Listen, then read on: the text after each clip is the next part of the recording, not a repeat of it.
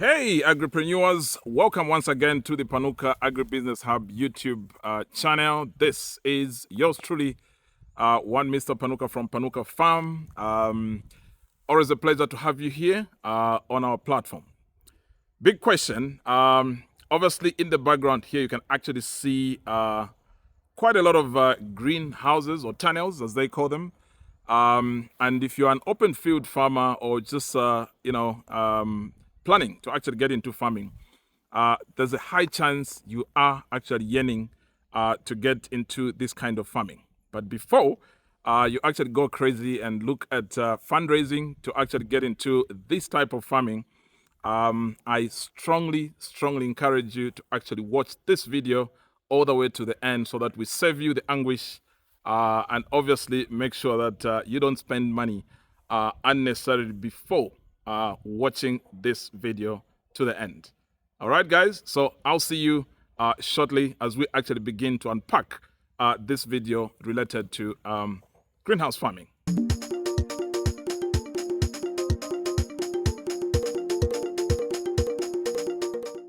Welcome back. So when we started farming right here at Panuka Farm, you may actually recall, for those that have been with us for a long time, that we actually started as open field, farmers.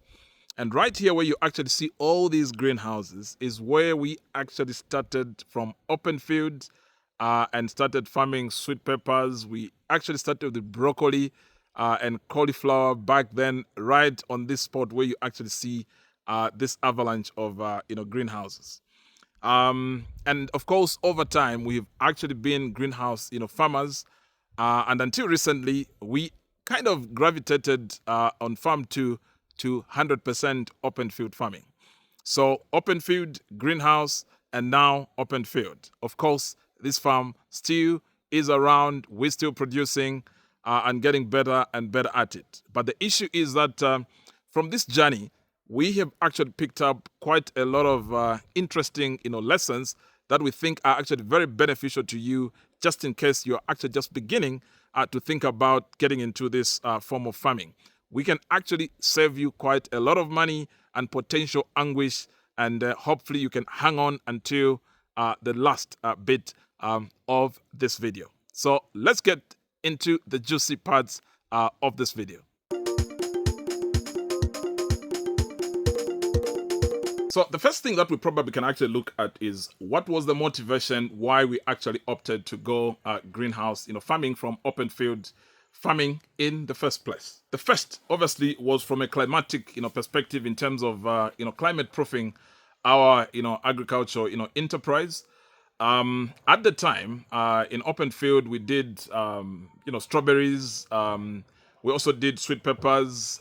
We farmed quite a lot of tomatoes. And you can actually see I was on the younger side, back then. If you check out, some of the pictures and videos back then.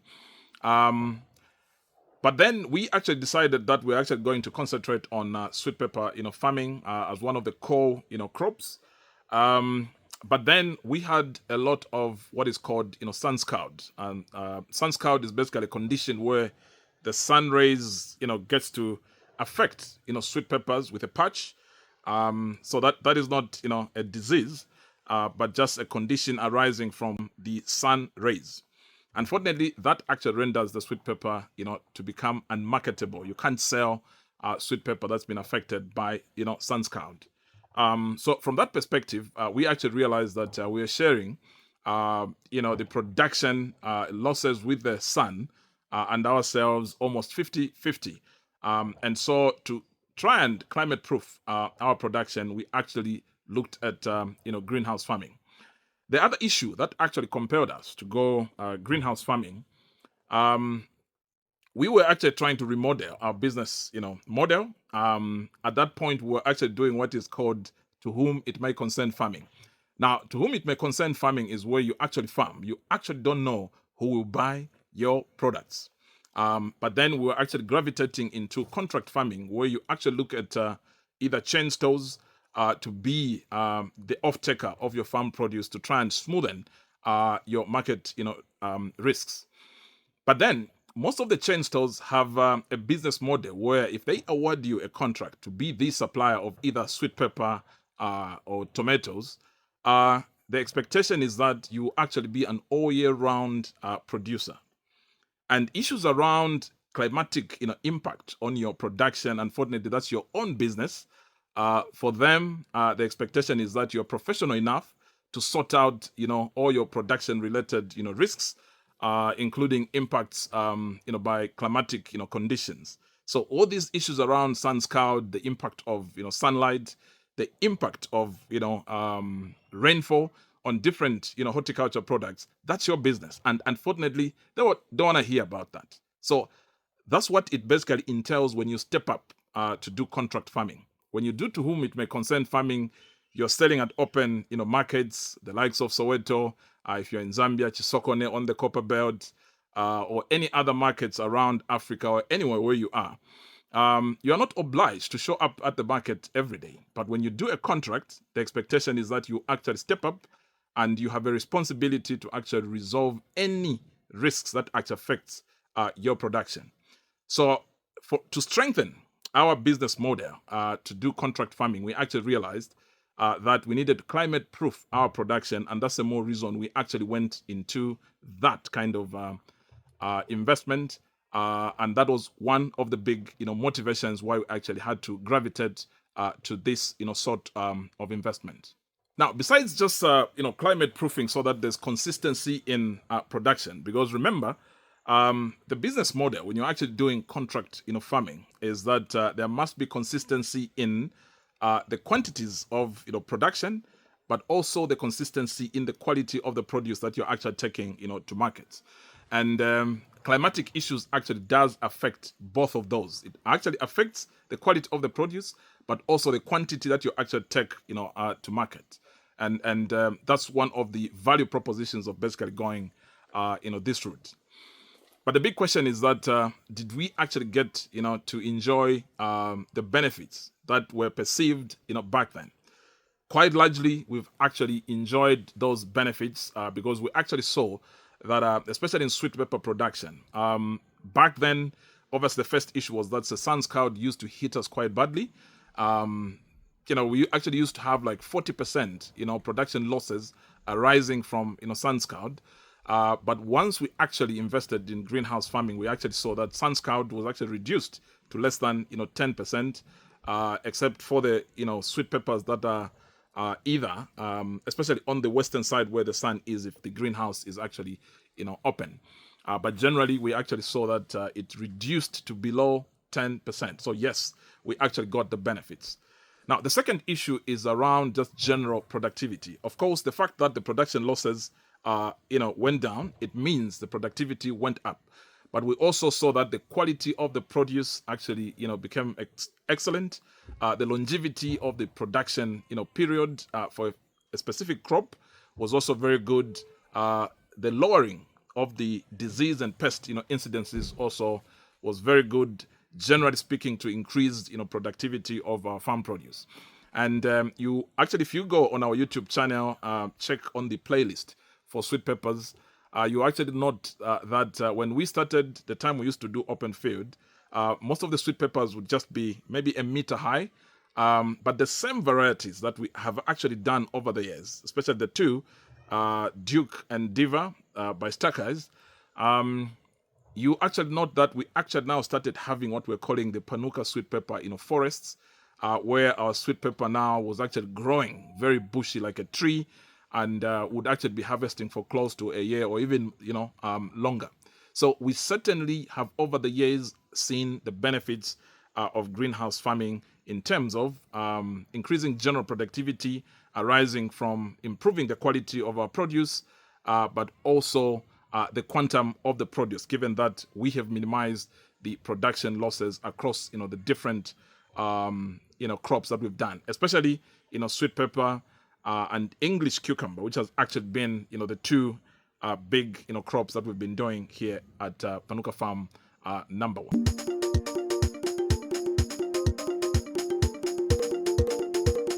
So having talked about the benefits that we've actually seen from greenhouse farming, from all this investment that we've actually made here at Panuka Farm number one. Let me talk about the disadvantages and some of the things that you actually have to take into account to check whether this is the kind of investment that you should actually be looking at, or you should probably just look at open field farming, or probably go for something a bit cheaper like shed net farming. So the first downside of greenhouse farming, one, is the cost. Now, right now, in the Zambian context, I know in other contexts, this might actually be cheaper.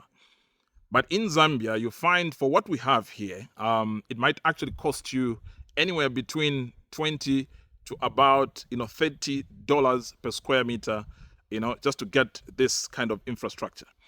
The units that we've got here, just one of which, with dimensions of about maybe 9 meters times say 40, roughly about 360 square meters.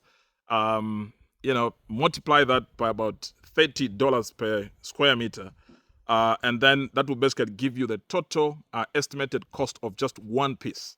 Right now, we've got, I think, close to about 20, of these here on the farm. And so you can actually multiply that to see what the estimated investment is, for these greenhouses. So the cost is extremely very, very high. In other countries, we've actually seen, I think the prices have actually come down.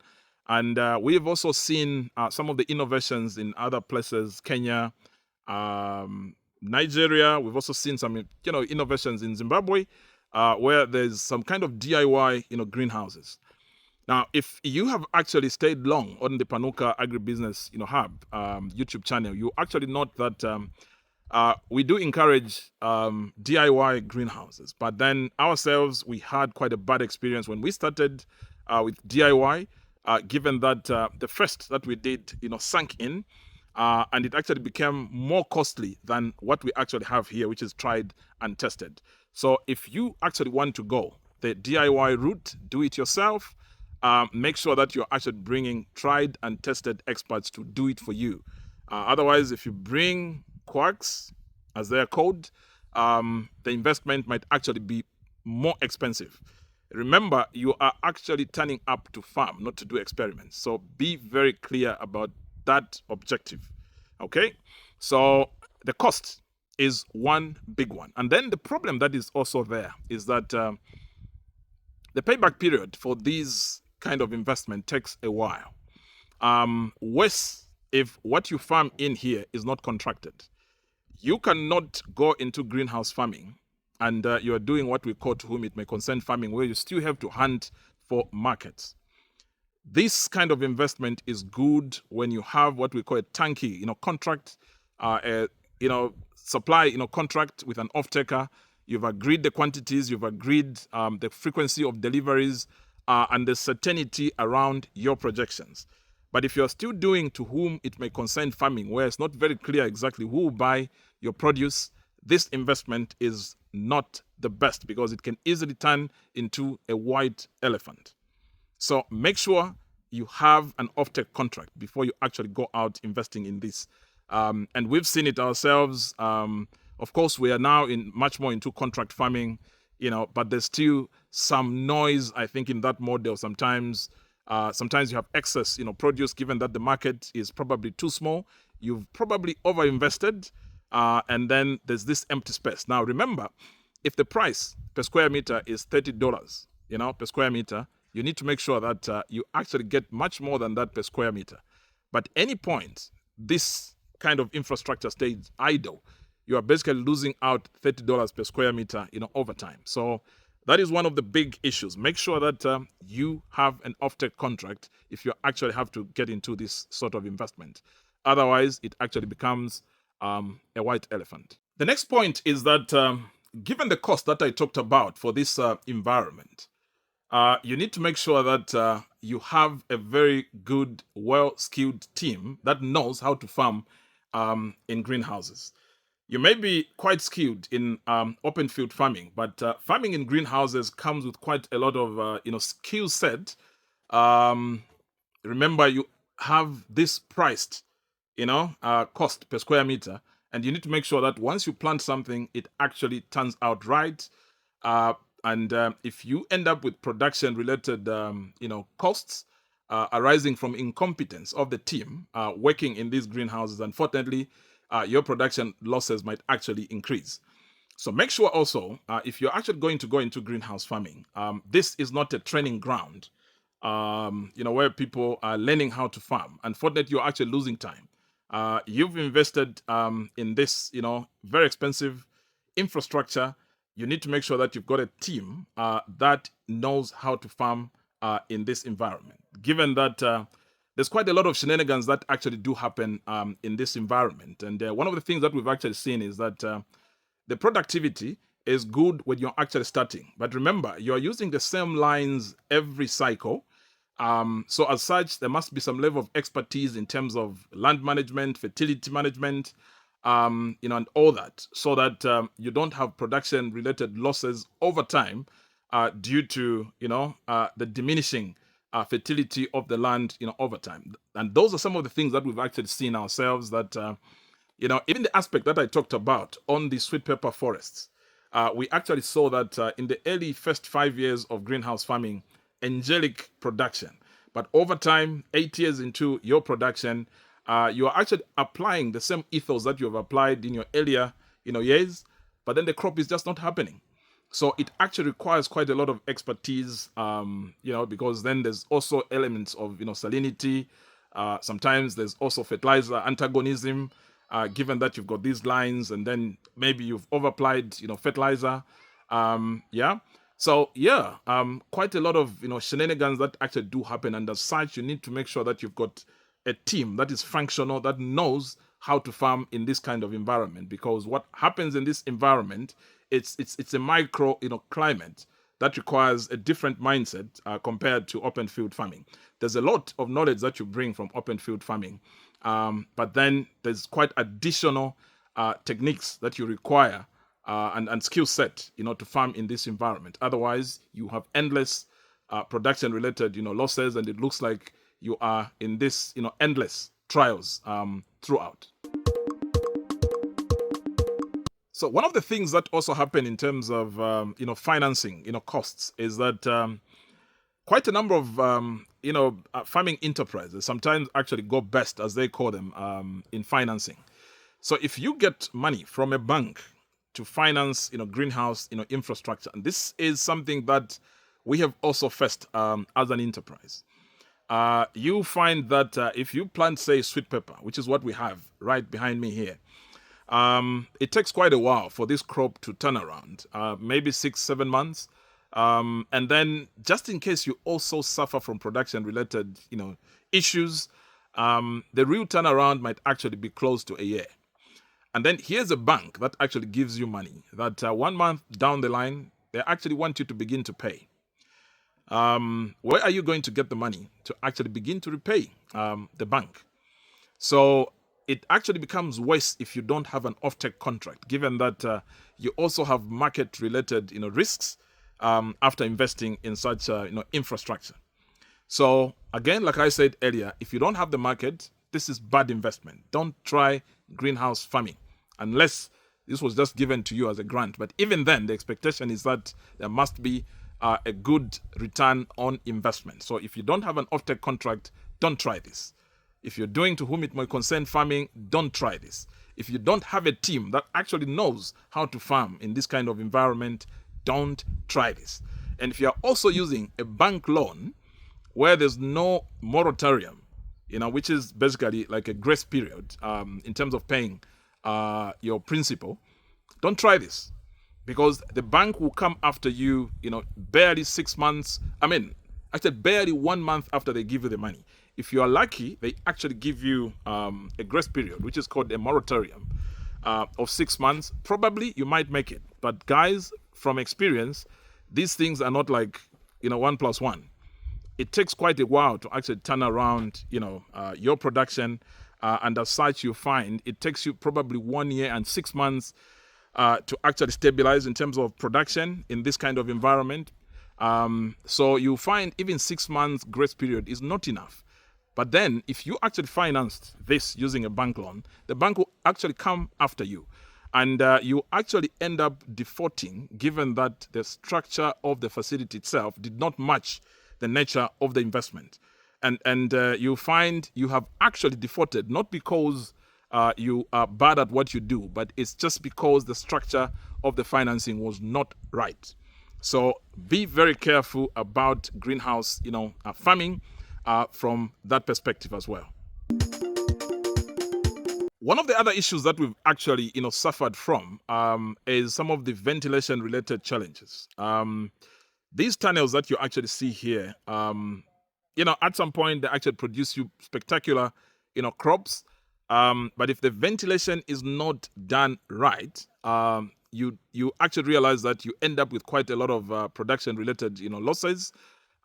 During rain season, you actually end up with quite a lot of, like down mildew, powdery mildew, given that there's poor ventilation in those, greenhouses. So it actually becomes very challenging at some point if you actually get the wrong type of greenhouses. Now, obviously, what they call the right investment in terms of greenhouses probably are those that are higher, where you can actually pump out the, you have cooling system in those greenhouses. And that's what we actually see in other parts of the world. But you should also know that that actually comes with, increased energy costs. And they will also cost you even higher than the $30 per square meter that I talked about. You find a 9 by, say 40 meter, greenhouse of this, sort, like I said, will cost you roughly about maybe $25 to about $30 per square meter. But you find the cost of the higher end, greenhouses will actually be even double that cost. Of course, you get to enjoy from production related, productivity, the increased productivity, but it's not always guaranteed, guys. So you really need to think through. And of course, there's maintenance costs. You have to change, especially the plastic, from time to time. There's trellising that also goes on in there. The increased labor costs and also the capacity building. Remember what I said is that when you've got a team and then you actually transition to greenhouse farming, it's not always possible that you have a tried and tested team. So there's quite a lot of capacity building that actually needs to come through to get this, right.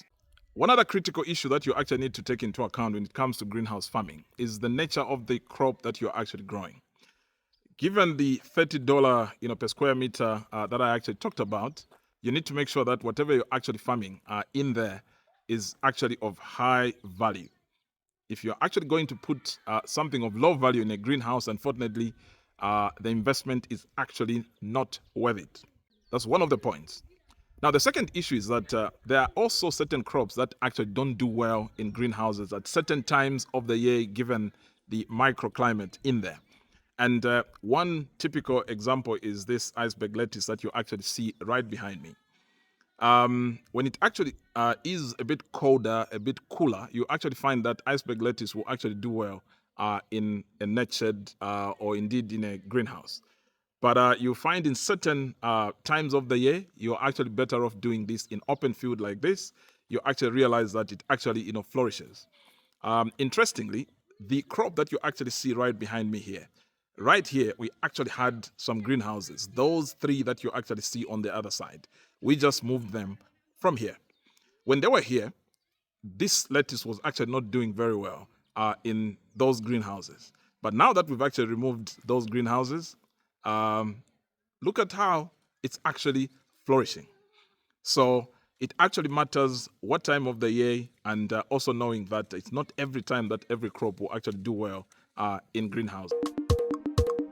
Based on what I have just presented, today, the big question is that is greenhouse farming right for you when you're actually just starting?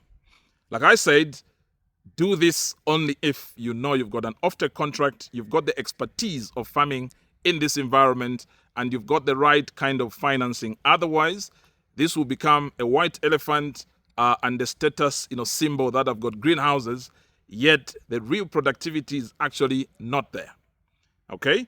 So, and I am speaking from experience, and I know there are certain things that we probably could have actually done right, And I'm not regretting, by the way. I think it's a great investment that we've made, and we continue to use these greenhouses. But there's quite a lot of refinement that we probably could have done before we actually scaled up quite too quickly, if you like, in terms of greenhouse farming, because there's a lot of value that you can actually derive from open field farming. But of course, know that if you're looking at production consistency, this is the best environment, given that it helps you to manage those climatic conditions. But it all depends on what exactly are you farming. And whatever you're farming, do you have a buyer? And with that buyer, have you signed a contract? If those conditions are not met, this investment is then not good for you. So as we end this video, guys, remember, greenhouses are a tool to farm. It's not a panacea to farming. And just like any other tool, it only works well if it's actually used the right way and if it's actually meeting the needs of the farm. So make sure that the conditions that I talked about are actually met. Otherwise, this can actually be a very painful investment over time if those fundamentals that I actually talked about are not met. Okay, guys, guess we can actually end the video right there. And I hope it's been juicy enough, very informative enough. And just in case you're actually planning to actually get to invest in this sort of infrastructure, I hope now you have the right information. And guess you can also see behind me that these greenhouses have different, color codes. There's white at the bottom, there's green at the top. This is actually differences in the net in terms of the density and how much air it can actually allow. That speaks to the issues around ventilation. We've had to do quite a lot of retrofitting to get to where we are, given the issues that I talked to you about earlier. So lots of experience in this business, and I hope you actually take into account the issues that I talked about. So yeah, until next time, this has been yours truly, Bruno Mwemba, aka One Mr. Panuka, and I'll see you in the next one. Bye-bye.